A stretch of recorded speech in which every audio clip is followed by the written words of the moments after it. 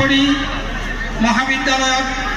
মহাবিদ্যালয়ৰ ছাত্ৰ ছাত্ৰী শিক্ষক শুভাকাংক্ষী সকলোৰে সময় ক্ষণ আহি পৰিল 2 বজাৰ লগে লগে আমাৰ অতি মৰমৰ শ্ৰদ্ধাৰ যতীন বৰা ডাঙৰীয়া প্ৰমুখ্যে সহকৰ্মীবৃন্দ আহি আমাৰ মাজত তেখেতলোকৰ যাত্ৰাৰ এই পৰিচয় দিয়ে আমাৰ লগতে সকলোকে আমোদ দিলে।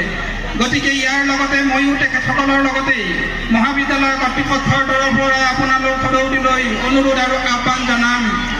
তেখেতসকলৰ পৰিশ্ৰম কায়িক মানসিক আৰ্থিক এই অৱস্থাৰে ঘূৰি ঘূৰি আহি আমাৰ এই লখিমপুৰৰ এই মাটিডোৰত অৱস্থিত কেন্দ্ৰীয় মহাবিদ্যালয়ত প্ৰদৰ্শন কৰি যি আশা আৰু অভিলাষ লৈ আহিছে সেয়া 100% সফল কাম হওক 11 অক্টোবৰ তাৰিখে।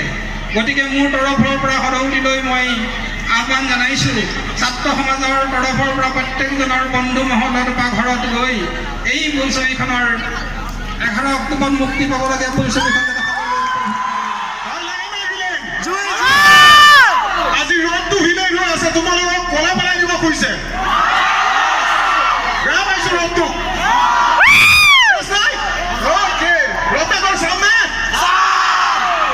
ৰত্নাকৰ হিট প্ৰথমে মই এটা কথা ক'ব লাগিব যে ৰাতিৰ এটি গান আৰু এটি কথা কোৱা নাই, যিটো আমাৰ টিকলি হৰ্ষিতা তাই অহাৰ কথা আছিল, তাই এক্সাম চলি আছে কাৰণে আহিব নোৱাৰিলে। এটা কথা ক'ব লাগিব যে জুবিন গাৰ্গক 100% ক্ৰেডিট গ'জ টু সংগীতৰ ক্ষেত্ৰত জুবিন গাৰ্গক দিব লাগিব, যিটো ইমান সুন্দৰ সুন্দৰ গান দিছে। যিহেতু জুবিন গাৰ্গ আৰু মোৰ এটা কম্বিনেশ্যন আছে, হিয়া দিয়া নিয়া নায়ক, আমি বহুত বিখ্যাত গানবিলাক জুবিন গাৰ্গৰ লিপছত ৰাখোঁ। আজি জুবিন গাৰ্গ আৰু মই একেলগে এই ছবিখন কৰিছোঁ। কিনো কৰিছোঁ, আহা 11 অক্টোবৰ চিনেমাখন চোৱা, সকলোকে লগ পাম।